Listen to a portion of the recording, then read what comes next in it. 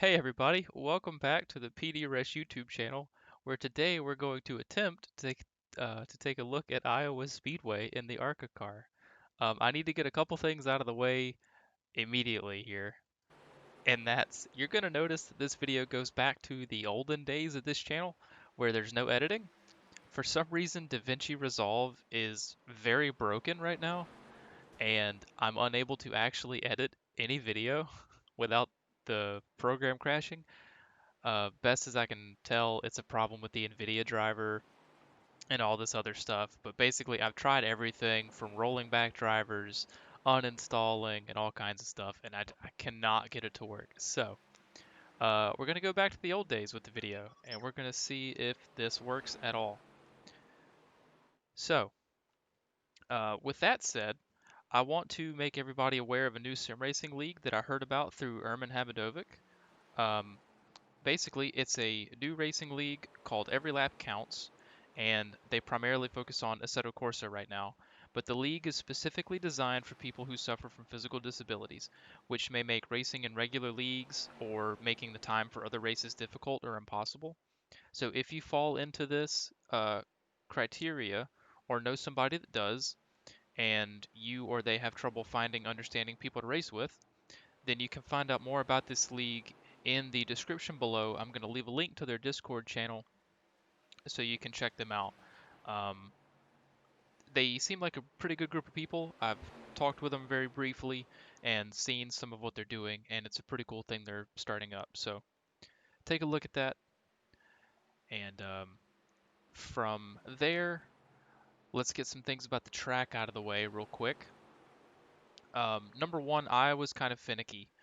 So it's very iffy track on throttle, so the car is going to want to get loose pretty quickly. You might feel as you dive down into the corners that the car's not going to stick, but it usually does, and it will rotate about mid-corner, but then it gets pretty loose off of the corner. So you want to be very um, aware of your throttle and steering inputs as far as the balance of the car goes. If you get it too out of balance, or if you're too heavy on the throttle, then you're going to upset the car and it's either going to get tight and go into the wall or it's going to get loose and spin around on you. So, specifically on the corner exit of turn 4, as you come off of the corner on power, um, that straightaway isn't quite as banked. So, essentially, what's happening is as you're coming out of the corner, the track is kind of falling away from you, so to speak. So the cars just want to continue to get looser and looser as you go up towards the wall, but you kind of have to get used to that. Um, the steering ratio at this track, the default is 10 to 1, and I think that that's not very good. I run 12 to 1, and I know some other people that run 14 to 1. If you run the 10 to 1 steering ratio, it's pretty difficult to save tires, and you tend to overdrive the car a little bit too much and steer too much in the corners. But also, since this track requires a good bit of finesse out of the corner, I guess would be the best way to put it, then the 10 to 1 steering ratio is a bit too snappy.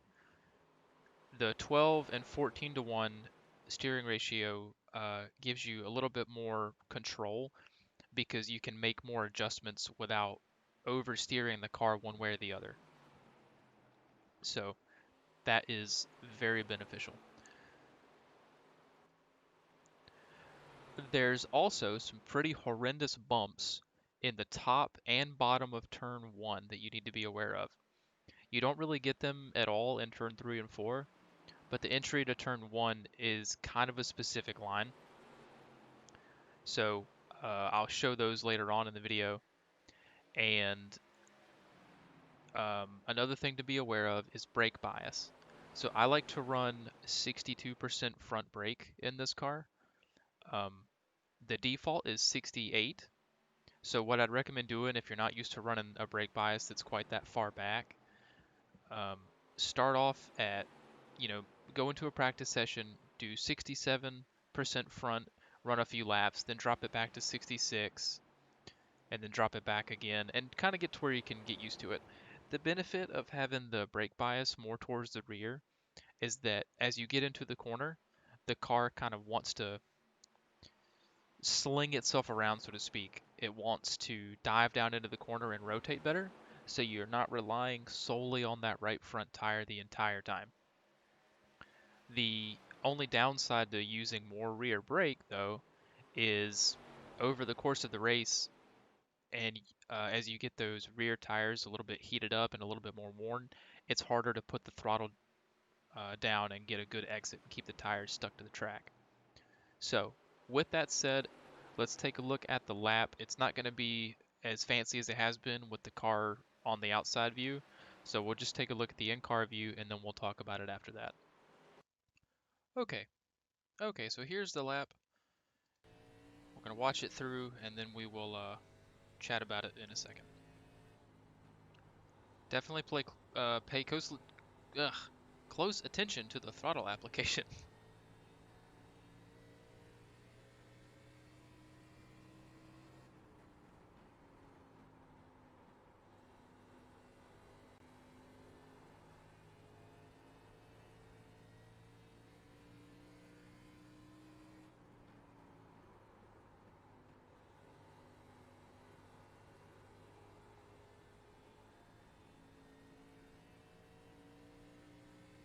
All right, coming across the line to set a 23.935.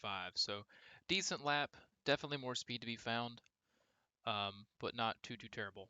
So also want to show what it looks like from the outside,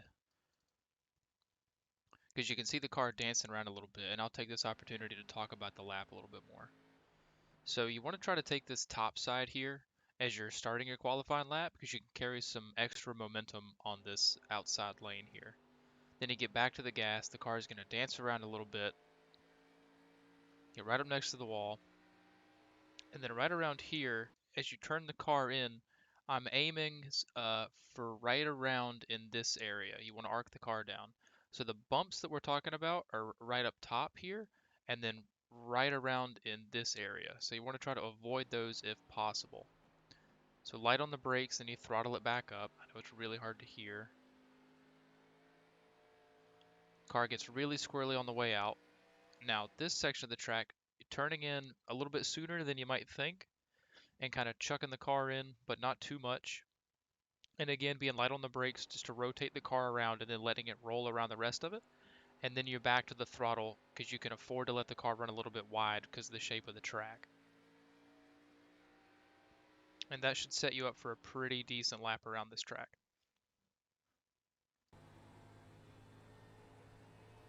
So this section I want to talk about the bumps in turn one. So here you'll see the bumps in the top. Like I said, they're pretty horrendous right here. Just all over the place. Really hard to keep the car stable like that. And as I said before, turn 3 and 4 relatively smooth. There are some bumps, but it's not nearly as bumpy as turn 1. And then here's the bumps at the bottom of turn 1. Right around in that area. So it's going to make the car, there's a good chance that the bumps on the bottom are going to make the car want to start suddenly understeering and heading up towards the wall. So if somebody's on your outside and you hit those bumps while you're trying to throttle back up, it's going to be pretty difficult for you to keep the car low. So in that scenario, you're better off just letting the car roll until you get through it, because it's very hard to make a pass on the bottom anyway.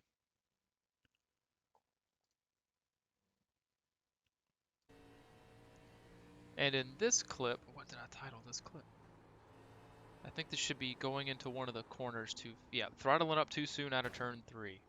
So as you can see,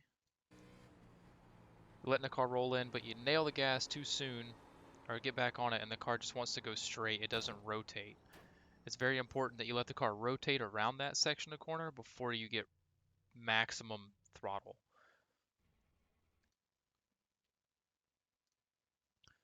All right, now in these couple clips, this is going to be what happens if you enter into the corner too fast.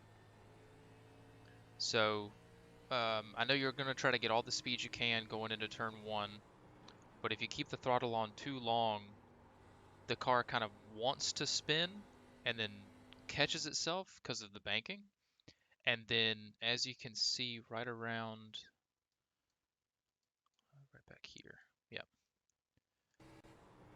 So you see the back of the car wants to come out, and now we're starting to turn in, but we're still carrying too much speed, and the car's understeering. But then all of a sudden, as we get back to the power, the car starts to rotate because we've got so much steering lock turned into the car that then the back end wants to start stepping out on you.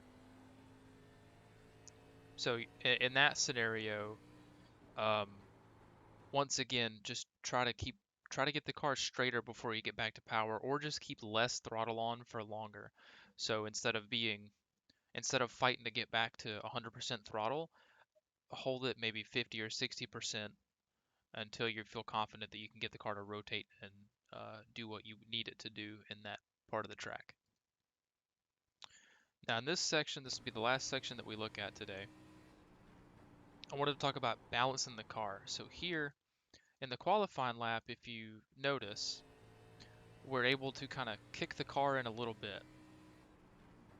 So what I'm doing here is I'm turning, but I'm only relying on the front tires. I'm not letting the back of the car feel loose at all, and that's getting me really tight. And I'm having to steer so much that again, now when I get back to the throttle, the car wants to spin out from under me. And that becomes really challenging. So the car might take that for a couple of laps, but after maybe even 8 laps or less, that right front tire is going to be really struggling to hold the track. So the understeer condition is just going to get worse and worse and worse as you go on. And then your oversteer coming out of the corner is going to get even worse. So be on the lookout for that. And if you throw the car in too much, like we did there, you can see the back end wants to come around. You've got to back out of the steering. You've got to let the car catch itself before you can get back to the throttle, and then you're just overall a lot slower. But this is going to come into play. So when I mentioned to you throwing the car into the corner, you have to do this a little bit because again, you want some slip at the rear of the car, but not too much. There's a fine line between having too much slip in the rear versus just relying on that right front tire. So if you're in a practice session, you could honestly try chucking the car in pretty hard, like we did heading into turn 3 down here. You could try throwing the car in and then maybe being a little bit more gentle over time and seeing if you can find that balance. So now that we've looked at pretty much everything there is to look at with the track, I just want to thank you for making it through this video. If you made it this far, I'm sorry that it's not up to the quality that I like to usually release, but I don't want the video to be any later than it already is. So I figured I'd go ahead and do this. It's how we used to do it. We'll do it like this one more time, and hopefully the issues with the editing software will be fixed very soon.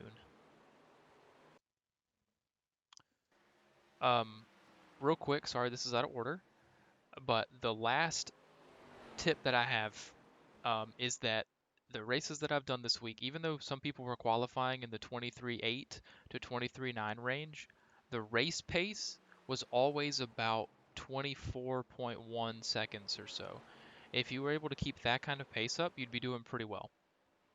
So um, the way you can do that is in qualifying, of course, you're not concerned about burning your tires up at all. So you can back up your corner entries a little bit and um, not get back to the throttle as aggressively. You can be kind of more gentle on it, and that will save those right side front and rear tires a little bit for the longer run. But and there will be a lot of fall off. But I did notice everyone's best lap as far as race pace was about 24.1, 24.2 seconds. So, okay, well that's all I've got. I hope you learned some more tricks for the track, and thank you for tuning in and watching this video. Thank you so much for the support on the last one too. That was really awesome for Southern National. Got a lot of support out of that video. So thank you. Again, I apologize for the quality not quite being there, but thank you for understanding, and I'll see you guys in the next video. Have a great day.